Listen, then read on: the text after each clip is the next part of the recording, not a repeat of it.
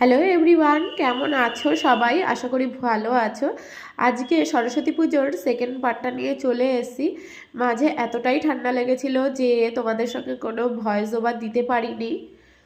এখনও তোমরা গলা দেখলে বুঝতে পারবে। তো এটা ছিল আমাদের পাড়ার সরস্বতী ঠাকুর। আর এখন আমরা সন্ধেবেলা একটু আগে বেরিয়েছিলাম বিকেলে যে হোমটা হবে সেই হোমের কাঠ এবং পাতা তুলতে। তো এখানে আমার এক দিদি এবং আমার বোনকে নিয়ে আমি বেরিয়ে গিয়েছিলাম। তো প্রথমে আমরা হেঁটে হেঁটে যাচ্ছিলাম এবং আরও পুচকে পাচকা ছিল, তো তাদের সাইকেলটা হঠাৎ খারাপ হয়ে যাওয়ায় আবার সাইকেলটা দিতে আমরা বাড়িতে আসি। আর এই দেখো সাইকেলের অবস্থাটা কি অবস্থা হয়ে গেছে। তারপরে আমরা আবার যাই এবং বেল গাছের পাতা তো ছিঁড়তে পারি না, তবে লাস্টে একটা কাকু ডাল কিছুটা ভেঙে দেয়, সেটাই আমরা নিয়ে চলে আসি। আর দেখো এরা বেলের পাতা কিভাবে তুলছে। এবার যজ্ঞে ডুমুরের পাতা তুলতে গিয়ে সে এক ইতিহাস।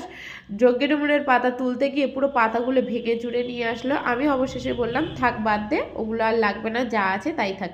নেক্সট পার্টে দেখবে রাত্রে বিয়ে বাড়িতে যাচ্ছি।